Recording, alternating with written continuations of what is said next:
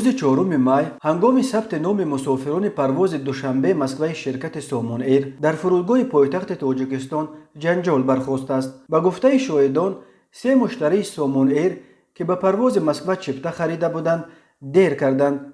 پرواز باید ساعت 12 صورت می گرفت و طبق قاعده معمول مسافران باید 2 ساعت پیش در فرودگاه حاضر شوند، اما آن 3 مشتری به کدام دلیل هنوز نورفشان دیرتر بعد ساعت 11 به فرودگاه حاضر شدند. در این بین در کاسا به 3 جای آنها الکی به 3 خواهشمند دیگر پرواز به مسکو چپته فروختند و آن 3 مشتری و نزدیکان آنها که برای گسیلشان به فرودگاه آمده بودند جنجال برداشتند. آنها ادعا کردند که این 3 چپته آخرین را هر کدامش با نرخ 15,000 سومانی فروختند. این در حالی است که نرخ رسمی چپته های سامان ایر برای پرواز از دوشنبه به مسکو 4050 سومانی مقرر شده است. به گفته شاهدان، با وجود ناراضگی و اعتراض آن 3 مشتری و نزدیکانشان به پرواز سامان ایر 3 نفر تازه چپته خریده را راه دادند و به آن 3 نفر ناراضی عوض کردن چپته هایشان به یگان پرواز بعدی را وعده کردند. ولی در شرکت سامان ایر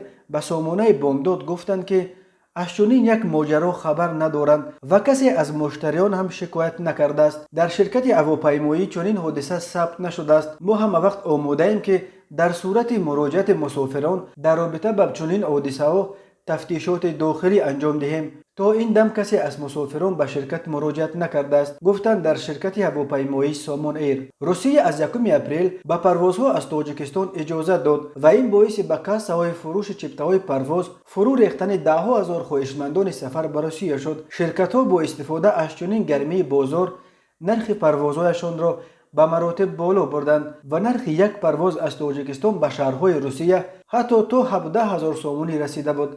طبیعی است که این ناراضگی شدید ساکنان تاجیکستان را به وجود آورد. روز 22 اپریل اگنتی اویاسیون گراجدانی تاجیکستان حتی مجبور شد که با برگزاری یک جلسه ویژه از شرکت‌های هواپیمایی روسیه که از تاجیکستان به آن کشور پروازهای چارتری انجام می‌دهند در مدت 2 روز پایین آوردن نرخ چپته‌هایشان را طلب کند. دوشنبه تهدید کرد که اگر این شرکت‌ها نرخ‌هایشان را نفرارند از حق انجام پروازهای چارتری محروم کرده خواهند شد.